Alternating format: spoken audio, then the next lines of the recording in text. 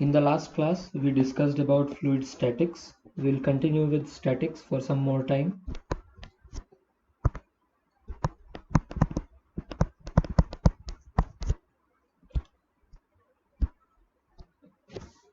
Okay. We'll discuss about a pressure measuring device which is based on hydrostatics. Let's say there is a pipe in which there is a flow, and we connect a device which looks like that.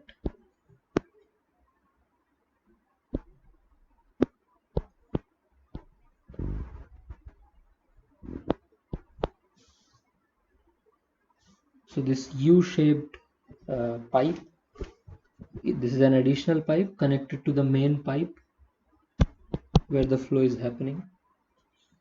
Let's say the pressures at these junctions are P1 and P2.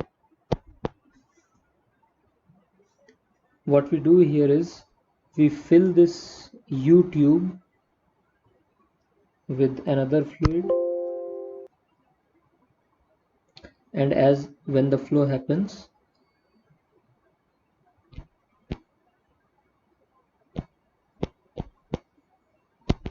the fluid here in this tube rises or falls in one of those limbs, and we can measure this height difference h between the two limbs. And this pipe is filled with the other fluid, which is the main fluid which is flowing in this tube.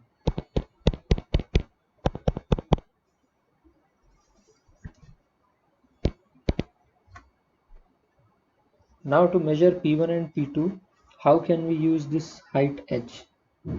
That we can, for that we can use hydrostatics equations. Now as you can see, there is a flow here, but still we can apply hydrostatics. Why is that? Because the fluid in this U tube, this curved tube, is static. It is not moving. So we are talking just about this portion right now, and because of the continuity of the pressure calculated for this U tube should be same for that flowing water, flowing liquid, whatever liquid that is, in the main tube at these 2 points, 1 and 2. Okay, let's say the green fluid has a density rho, let's call it rho water, and let's say the blue fluid is mercury, which is generally the case in manometers. Let us call that rho Hg, symbol for mercury. Now what is the density, what is the pressure at point in the left tube, let's say at this point, let's call it PL for the left. PL will be P1 plus rho water G and this height. Now what is that height? Let us assume a coordinate system here. Let us consider this to be our reference, z equal to 0, and this to be z equal to z1, and this is z equal to z2. So this is rho w G, and then We also need the height of this point. Let's call it, let's change the names here a bit. This is z equal to z1, z2 and z3. So this height here is z3 minus z1,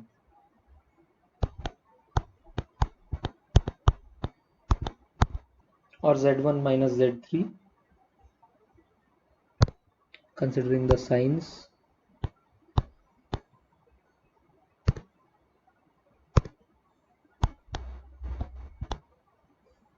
Okay, now this is a positive number, z1 minus z3.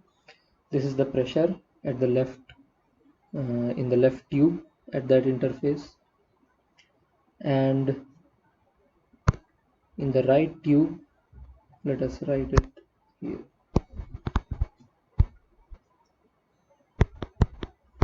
P right, that is P2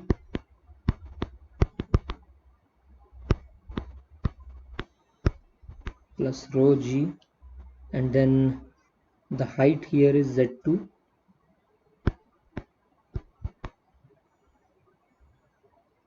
so this is minus z2. Okay, also we know that at same heights the pressures are same in a static fluid. So if we consider these 2 points, the pressures must be the same. Therefore we can also write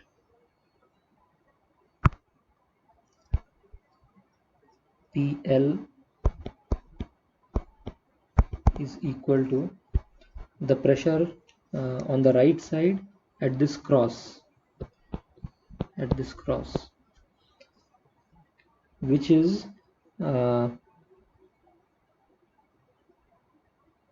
PR plus the mercury part here, which is rho Hg times gravity times Z2 minus Z3. Now how many unknowns do we have here? We don't know PL, we don't know PR, and P1 and P2 are also unknowns. So we need one more equation here, and we can get that for the water part, the relationship between P1 and P2, that will be P2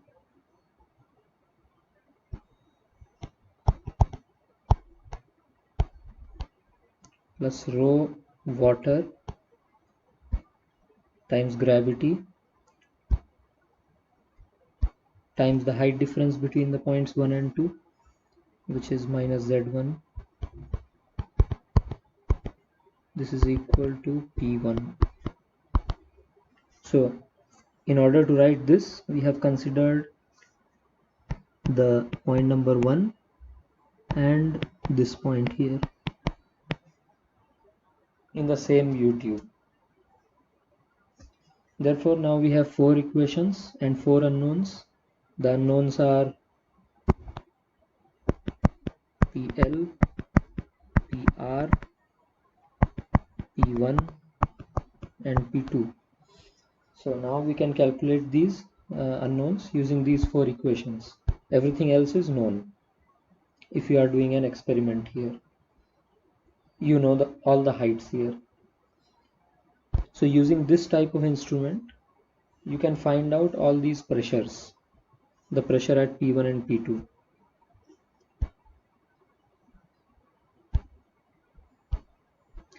So this device that we have connected here is known as a manometer.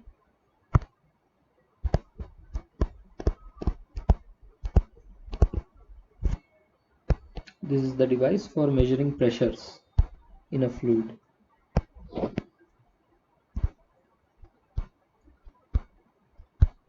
Alright. Now we'll see one more example in hydrostatics. We'll see what forces are applied by a fluid to solids submerged or immersed in it. So let's say there is a surface, free surface of a liquid, and there is a solid dipped in it. Now you all may know this. This is known as Archimedes' principle.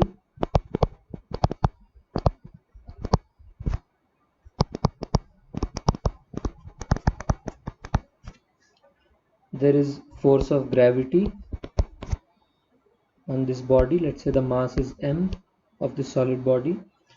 Then the force acting on the center of gravity of this body is mg downwards. And there is another force acting upwards, which is the force of buoyancy, and that is given by Archimedes' principle. Archimedes' principle says that force due to buoyancy is the weight of the fluid displaced. So this is the amount of fluid that has been displaced by the solid body. Let's call that volume V, and let's say the density of the liquid is rho liquid. Then force of buoyancy is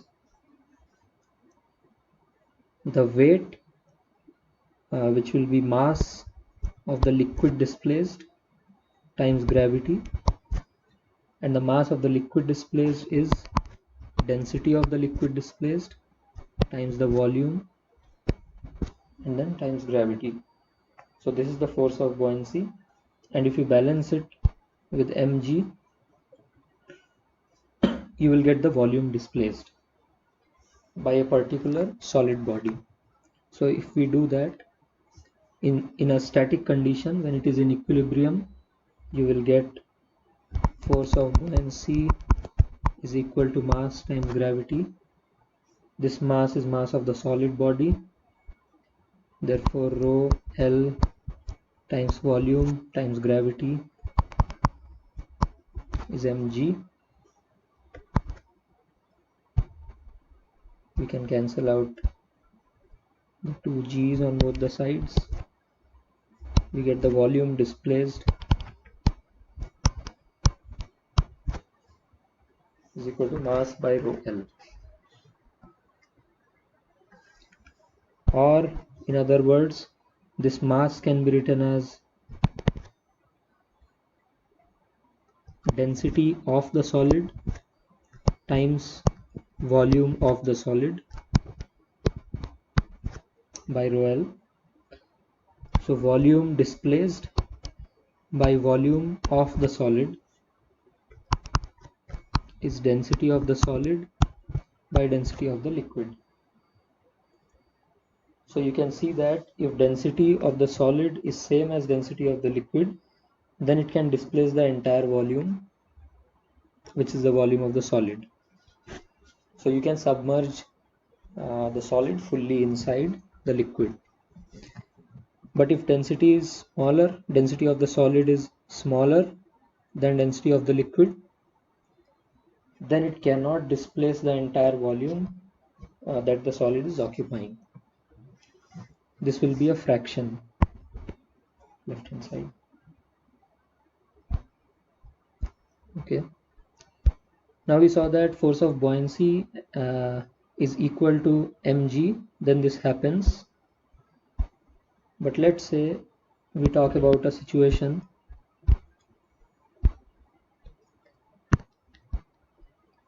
let's say we take a balloon here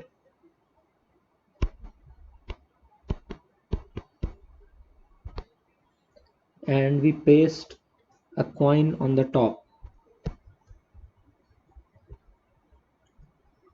This is the solid coin on the top of this balloon. Now the weight of the balloon plus the weight of the coin. The center of gravity may be somewhere there. Okay, let's say this is mg, and the buoyancy force is Fp. Let's say the balloon is filled with hydrogen air or helium air so that it is lighter than the surroundings. So there is some force of buoyancy acting on this balloon. Okay, let's say this is H2 and this is air. Now you can determine whether this is a stable situation or not, whether the balloon will topple, whether this will topple like this or it will stay like this. Is it a stable equilibrium or an unstable equilibrium? This is similar to a situation where, let's say, on a solid ground you have a cone like this, where mg is equal to the reaction force, and in another situation you have an inverted cone. This also has mg and reaction forces. Mathematically, if the cone is perfectly symmetric, there are no irregularities, then this is equilibrium. This is in equilibrium if R is equal to mg. But is it a stable equilibrium?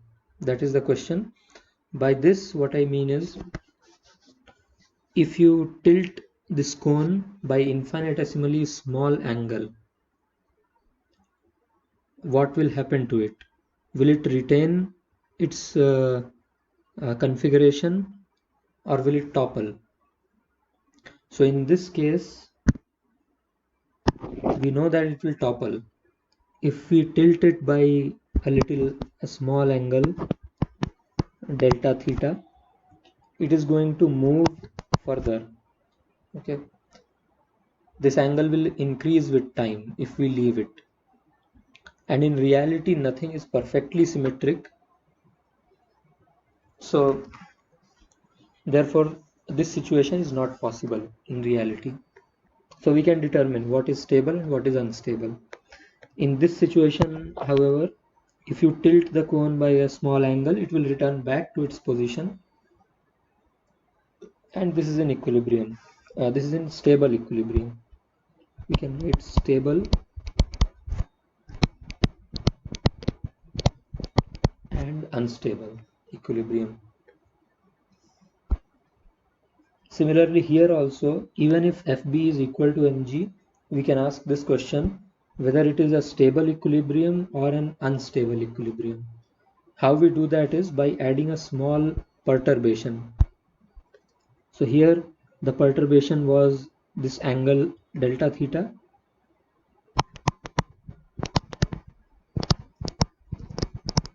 Perturbation, also you can call it disturbance. If you introduce some disturbance to the system and notice how the system moves forward, how it evolves in time, then you can find out whether it is unstable or stable. Now talking about buoyancy, if we do the same here, so let me denote these 2 points. This is the center of buoyancy. I have marked it by a red cross, and this is the center of gravity. I have marked with black cross. Now when the black cross, that is the center of gravity, lies above center of buoyancy, then what happens? Let us analyze. Now you can see that there is a torque. If these two are perfectly aligned, if these two crosses are aligned in the direction of gravity,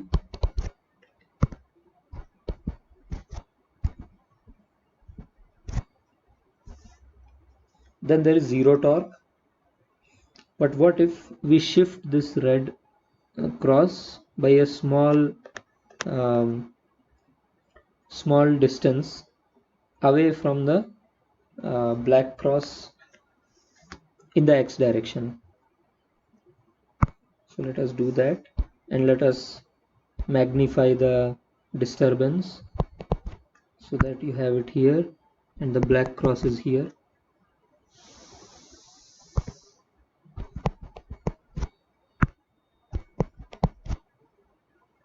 Now you see you have a net torque. In which direction? In the other direction. So it is not going to re-establish this state. It is going to move away from this state. So this is trying to rotate the system like that in this direction. Therefore the balloon will topple. The coin will come below the thread where the thread is tied ultimately. Okay,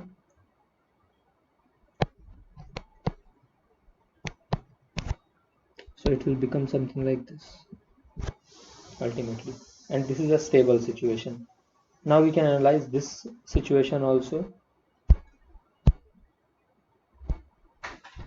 In this situation, this is the center of gravity and the center of buoyancy is somewhere here. Now in this case, if we introduce some disturbance to the system and see how it will evolve, try to guess. This is the center of buoyancy and this is the center of gravity.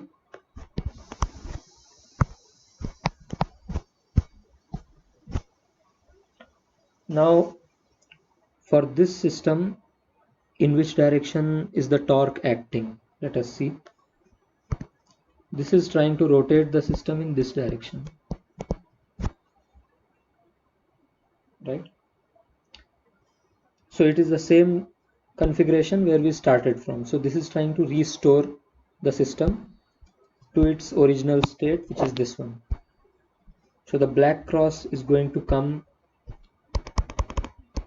here ultimately by the action of this torque, and that position will be restored.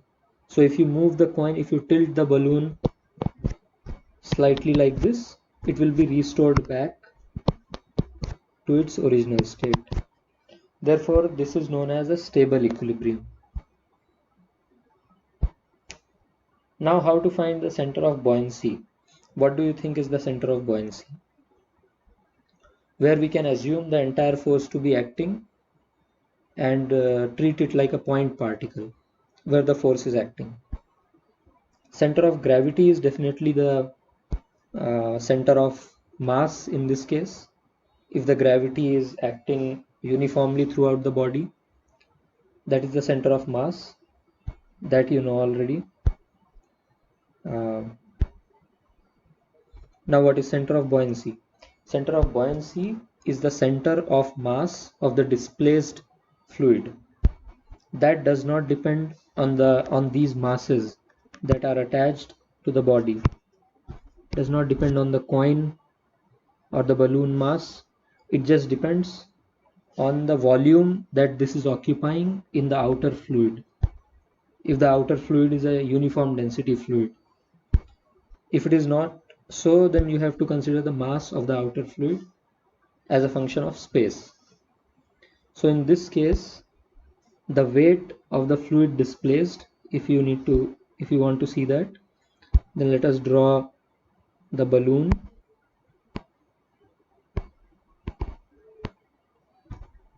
and the coin as a single system.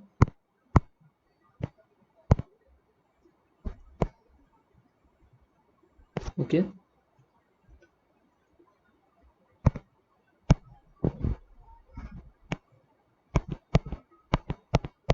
and in the outer fluid you have to calculate the center of mass of the fluid displaced, which is the center of mass of this red region, assuming its density to be the same as the outer fluid. That will give you the center of buoyancy. In our case, air has uniform density, let's say. Then it will be the center of mass of this red region that I have drawn here. So it will be somewhere here. Okay, in the geometric center, we can say. And the center of gravity for the coin and balloon system will be shifted upwards because coin is heavier, coin has more mass than the total balloon itself. We are assuming this, of course. The balloon can have higher mass, so it is somewhere there. Okay, now I assume that this is clear. Why is this important? This is not just for fun for balloons and coins. This is very important when designing a ship. So, can you guess what a ship looks like? Well, we all know what it looks like above the surface.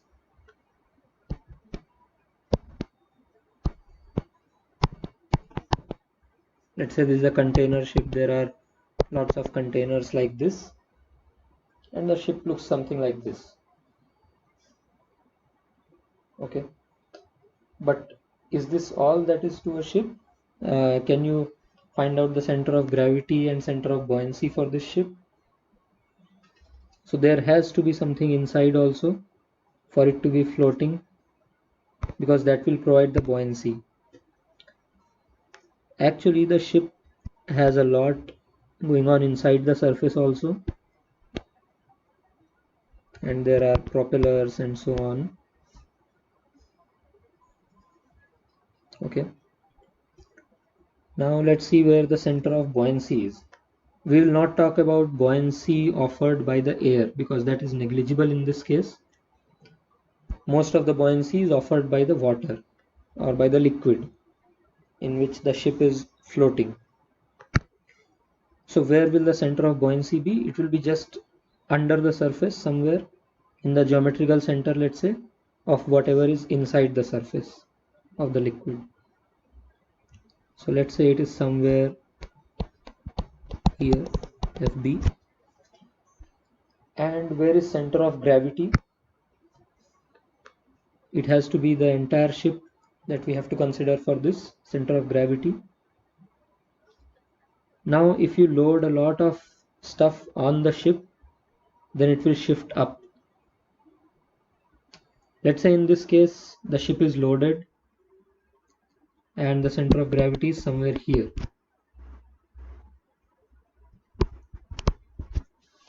Then is it stable or unstable?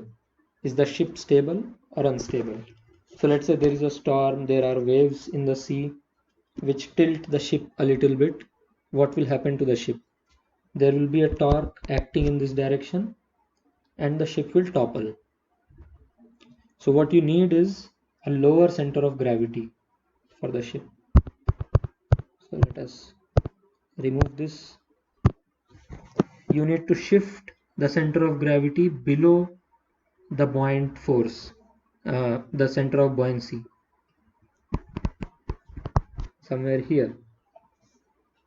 So you need to store a lot of items in this region in the ship for it to be stable. And similarly, you can see for a rocket, where should more mass be situated and so on. But that is not a static situation. You have to consider dynamics for that as well. Now we'll go to fluid dynamics.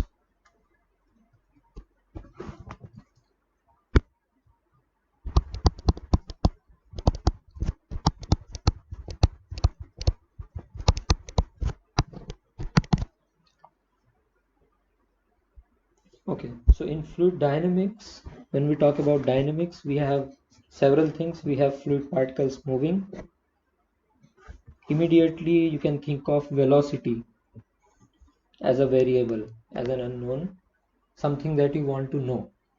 For example, if a fan is running, then you want to know where the air circulation will be more.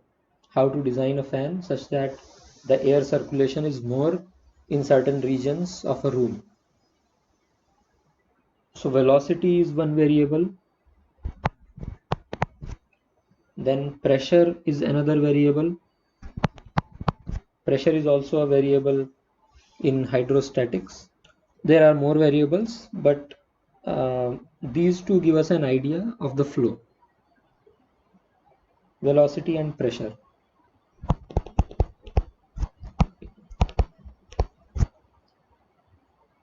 In continuum mechanics, as we said, we will assume that at every point these variables are defined. There is no discontinuity. We are not talking about molecules where there is nothing in between them, so no velocity is defined in between them. In fluid mechanics, in this course, we will assume that the fluid is a continuum. Continuum means no matter how much you zoom in to the liquid or your gas or the fluid, at every point you will find some velocity, some pressure, some density, some viscosity, and so on. So assuming that density and viscosity are constant in our case, which is a simplification, we will say that velocity and pressure are the variables, are the unknowns, and this makes up the flow field. These are the flow variables. Now to describe the motion of a fluid, we can adopt a Lagrangian view or an Eulerian view or frames of references. Now what are these two viewpoints or frames of references? Let us discuss that. In a Lagrangian framework, uh, you assume a fluid particle, you take a fluid particle, a small fluid particle or a big one, doesn't matter, and you talk about its position in space.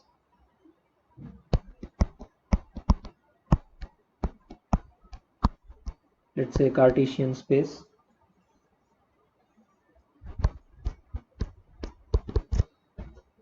and its velocity is given by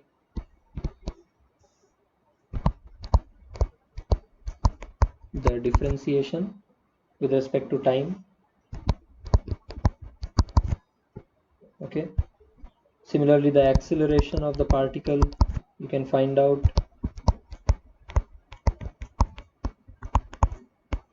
by differentiating it twice, and so on.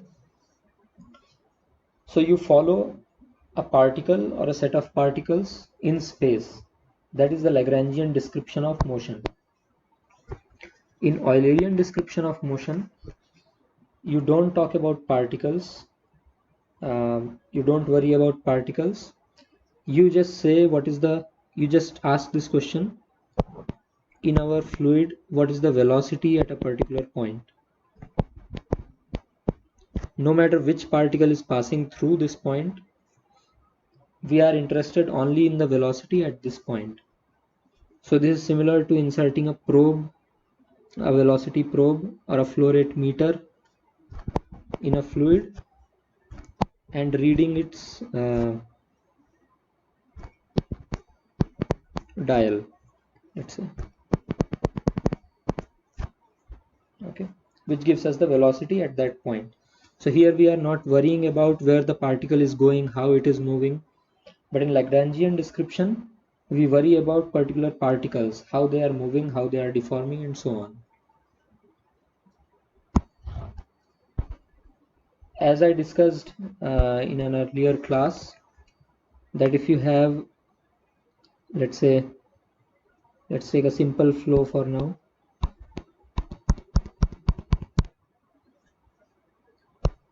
which we have already taken in previous classes. This is a parallel plate channel. The top plate is moving with velocity u. The bottom plate is fixed, so velocity is 0 at the bottom plate. We talked about the velocity field inside this, which is just given by a linear function. At a cross section, the velocity field looks like this. At the top plate it is u, at the bottom plate it is 0, and in between it is linear function of y. Now if we want to describe this flow in Lagrangian framework, then we can consider a particle here. As time progresses, where does this particle go? So let us see that how this particle will move. It is being sheared, and also there is some average velocity to it. Okay, something like that at this cross section. So it will move ahead and it will deform like that. After a certain point of time, it will be deformed like this. Okay, and so on. It will keep deforming. Sorry, this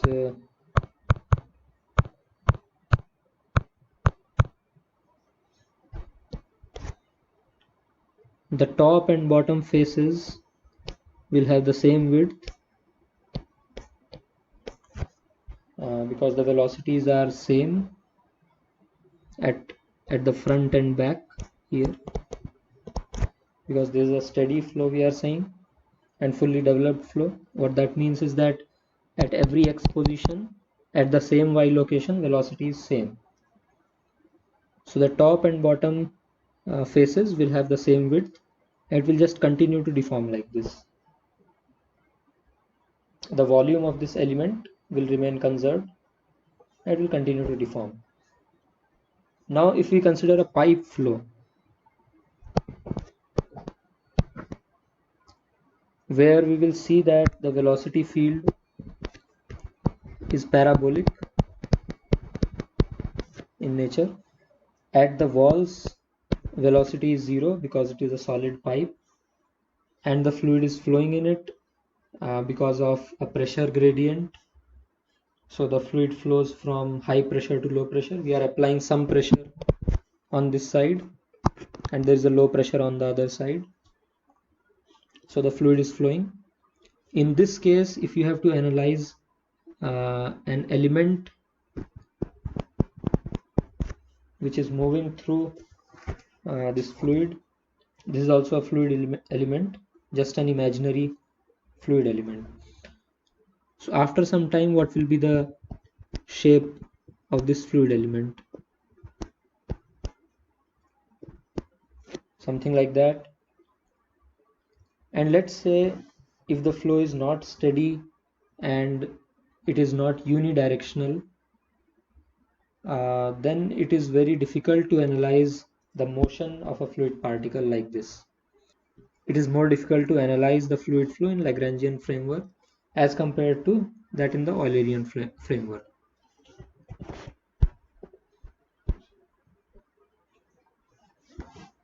Now we'll talk about a few terms in fluid mechanics. Let's say we consider a flow and we release some tracer particles, let's say dye or some solid particles which are neutrally buoyant, so that they follow the fluid path wherever the fluid is going, wherever the fluid is taking it. It can go with the fluid and it doesn't affect the fluid flow. Then let's say there is a fluid flow. So these lines that I'm drawing here, these don't indicate anything for now. I'm just showing that there is some fluid flow, but later on we'll see that these lines have some meaning to them, and whenever we draw them, we will attach some meaning to them. These are not arbitrary lines with no meaning. Let's say there is a flow like this, and we release some particles in this. So the path that this particle follows, this is known as a path line.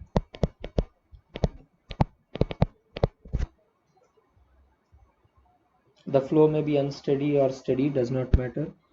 For example, in this case, the pipe flow, path lines will be straight lines like this.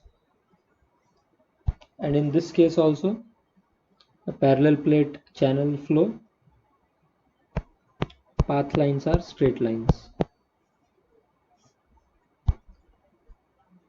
So the path followed by a particle in time, that is known as path line. Now there is something called as a streak line.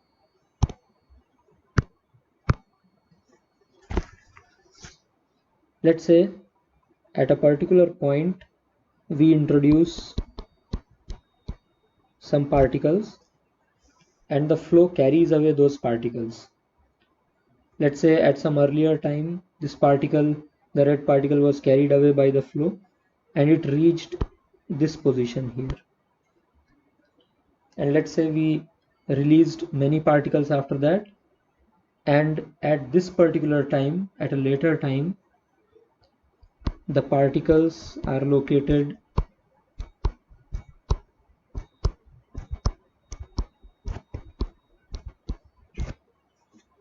in these positions. Then this locus of all these particles, that is known as a streak line.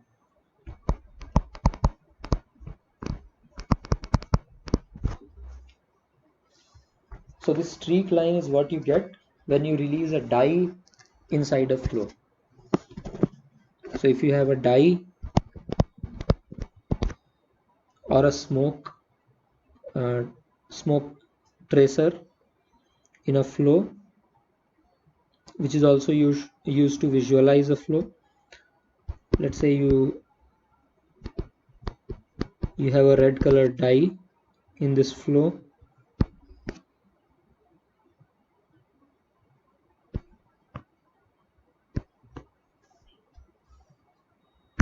and there is a flow here, then you will form a streak inside the flow. So that visualization, that is a streak line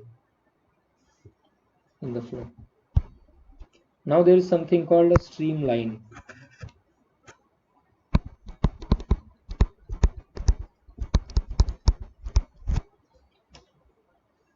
A streamline is not visualized unless it is a steady flow, and many other conditions are there. For a steady flow, yes, you can visualize streamlines. But in general, a streamline is a line, imaginary line, along which the velocity vectors are tangential to it. So this is not a line drawn with time. This is at a particular time, at an instant, and on the streamline, velocity vectors are tangential at that particular instant. If the flow is unsteady, at the next instant this may change. The velocity vector here may now be like this, and the streamline will change.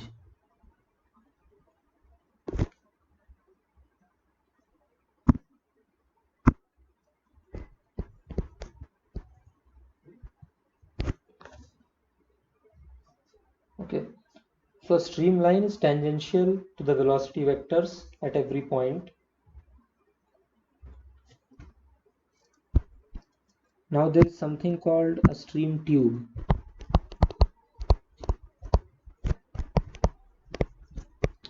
which is a bundle of streamlines.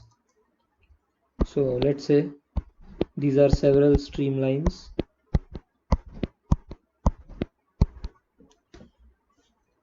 In 3 dimensions you can have these streamlines.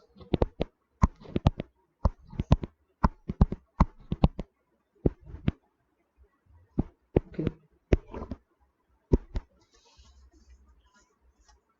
So this is a bundle of streamlines. Now why is this important? Because we just said that the velocity vectors are tangential.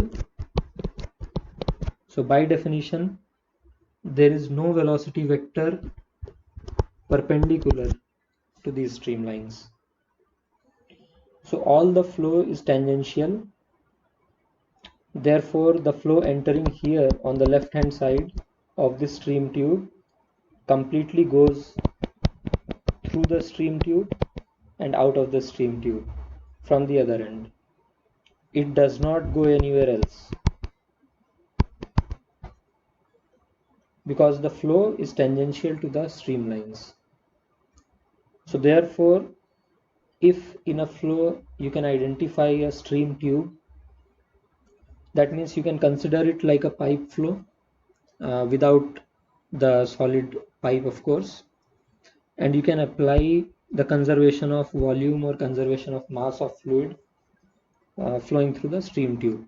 You can say that whatever mass is entering per unit time from the left end of this particular stream tube is going out the right end. So m dot in is equal to m dot out. If the flow is incompressible, that means it cannot be compressed, the fluid cannot be compressed, the density cannot be changed for the fluid by increasing the pressure on it, then the volume entering per unit time is same as volume exiting per unit time. And what is the volume? If you know the surface area of these two cross sections, the entry and exit points, let's say this is A1 and this is A2, then the volume per unit time coming in is velocity at the inlet, in this case average velocity at the inlet, because the velocity may be a function of space here, times A1 is equal to U out A2. So you must have heard of this formula, A1 V1 equal to A2 V2 for a uniform flow. Let's say the velocity is U1 here, U2 here, and the area is A1 here and A2 here, then is equal to U2 A2. This is also known as the continuity equation.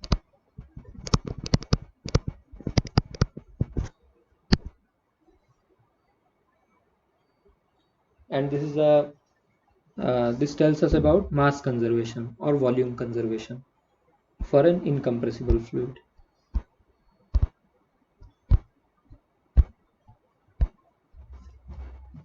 Okay. Now we'll see some more classifications of flows.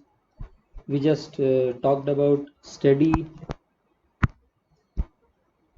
and unsteady flows.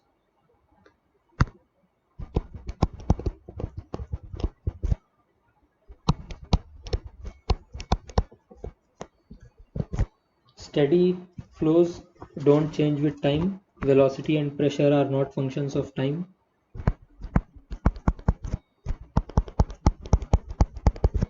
And unsteady flows, they are functions of time.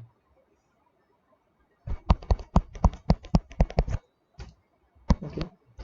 Now we can classify flows according to the dimensionality of the flow, 1 dimension, 2 dimensional or 3 dimensional. For example, we talked about some 2 dimensional flows. For example, this flow in a channel. So let's say there is a parallel plate channel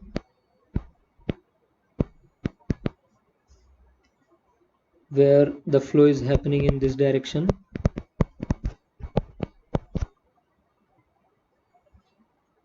In this case, this third dimension, in this third dimension there is no change in flow. If you consider the this region, if you neglect the edges, because at the edges definitely there will be some change. If there are walls, then the velocity will go to 0 at the edges.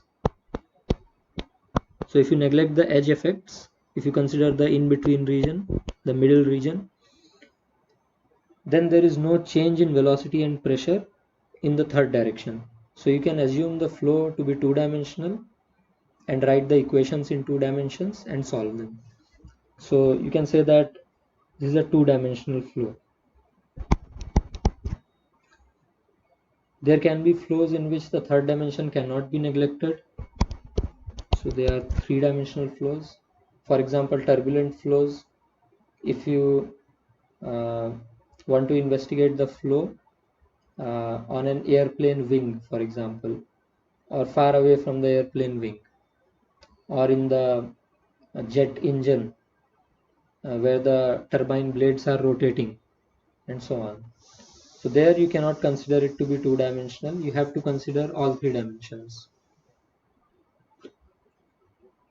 Similarly, in some cases, you can assume the flow to be one dimensional also. So 1D and 2D are just models. In reality, you don't have a 2D or 1D flow. Everything is three-dimensional in reality. Now you can classify the flow, different flows, as incompressible. We just talked about this. Or compressible.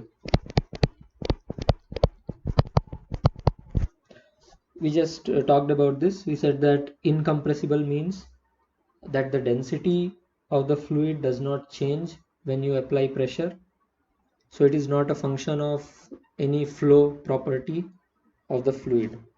The density remains constant. And compressible means that the density changes with pressure of the system. So for compressible flows, the equations become slightly more complicated. For example, the continuity equation that we just wrote, that m dot in is equal to m dot out, we have to write the entire thing, that rho 1 u1 a1 is equal to rho 2 u2 a2. For the incompressible case, we can just write u1 a1 equal to u2 a2. Similarly, when we write it for a general flow where it is not assumed that the velocity is same at every point, this expression that we wrote is for a pipe, but we can write the same equation for every point in space. So that will be a differential equation that we will derive later on for mass conservation. That also becomes more complicated. So this density comes into picture. Density becomes a function of space and time in compressible flows. For incompressible flows, density is a constant. Also, there are some caveats here. Even if density is not constant, sometimes we can consider that also as incompressible flow. So that we'll see later on how that happens.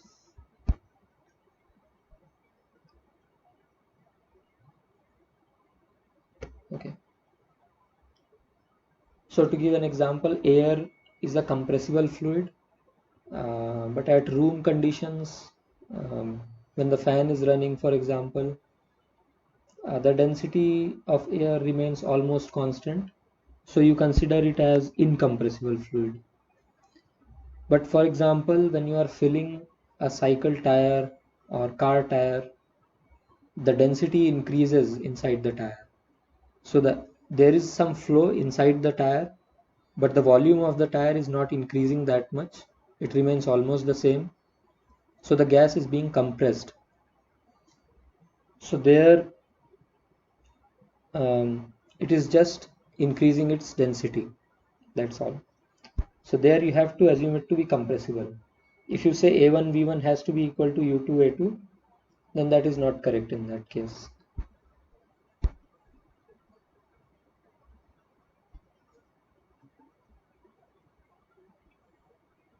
Okay. And of course this m dot in equal to m dot out is not the uh, complete continuity equation. We have to write mass generated or mass lost in this case. So you have to write m dot in minus m dot out is the mass increase of the system per unit time. Whatever is coming in minus whatever is going out is the mass increase. So if the volume is fixed for a system and you assume it to be incompressible flow, then the mass has to stay the same. So dm by dt has to go to 0 for an incompressible fluid. But for a compressible fluid, dm by dt can change. For example, for a tire, the mass of air inside the tire increases with time, and m dot out in that case is 0. There is just m dot in. The mass is going in, and dm by dt is a constant, is a positive value, not a constant. It increases. The mass increases inside the tire. Those are the differences between incompressible and compressible. Now you can classify fluid flows as laminar and turbulent flows. So what is a laminar flow? Uh, there are some mathematical indicators what is laminar, what is turbulent, but we'll just see the physical properties, the visual uh, properties, what you see when the fluid is laminar, the flow is laminar, or the flow is turbulent. So the flow looks smooth, the streamlines, the streak lines, path lines all look smooth and regular in a laminar flow. A laminar flow can be two-dimensional, can be three-dimensional. It is not chaotic. It can be steady or unsteady. Whereas a turbulent flow looks chaotic. So there are vortices,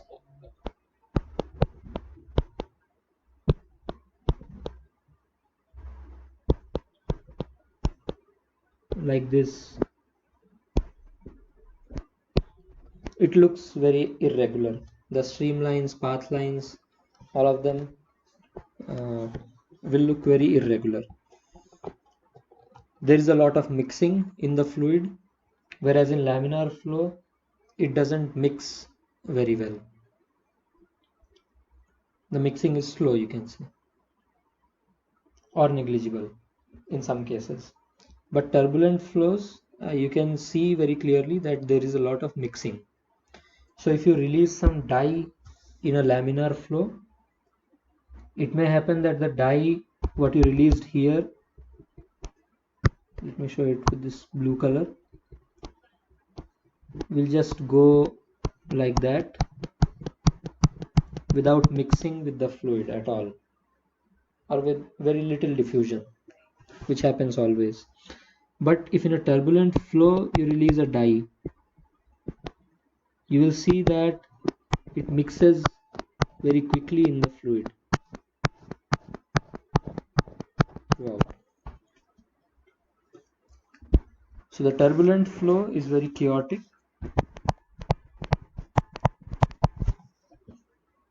no regularity, it is unsteady, and also it is three-dimensional.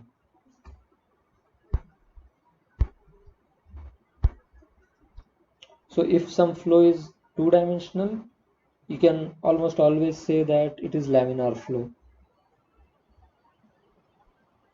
Turbulence generally occurs in three dimensions.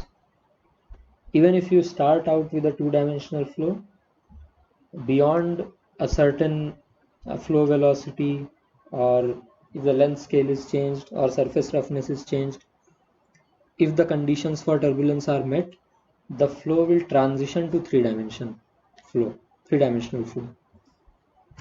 To give an example, let's say uh, there is a cylinder and there is a flow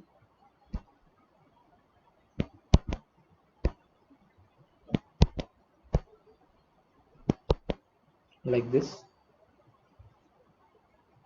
If it is a laminar flow and everything is perfect, the flow rate is uniform along this line, let's say, then you can assume uh, that the flow is not changing in that direction. Let's say that direction is z direction.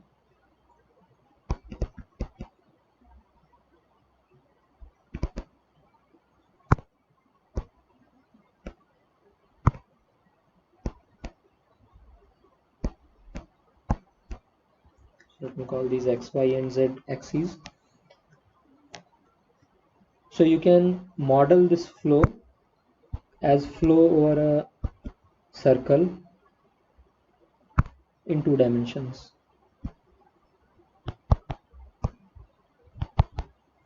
Like this. But if the conditions for turbulence are met, which is decided by something called Reynolds number. Reynolds number is defined as where, so rho u d by mu I have written here. Rho is the density of the fluid that is flowing. U is the velocity scale. We can define Reynolds number based on several scales of u and d. But in order to compare it with other experiments, we have to keep the same definition of u and d that is required. So here in this case, let's say we say that the inlet velocity, that is our u, and diameter of this cylinder is d. Then for a certain value of Reynolds number, if we go above that Reynolds number, which is known as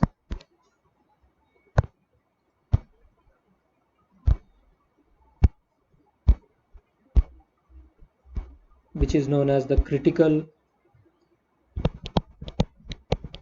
Reynolds number. If the Reynolds number goes above the critical Reynolds number, that means if we increase the velocity beyond a certain point, or if we increase the diameter of the cylinder beyond a certain point, or we can change rho and mu also of the outer fluid, the fluid that is flowing here. It may be a gas or a liquid. If we go beyond the critical Reynolds number, then the fluid flow will transition to turbulence, and it will no longer remain two-dimensional in nature. That is, there will be a z dependence in the flow. So the flow will start behaving chaotically like that, and in z direction also there will be some dependence on that direction. There will be that component of velocity as well.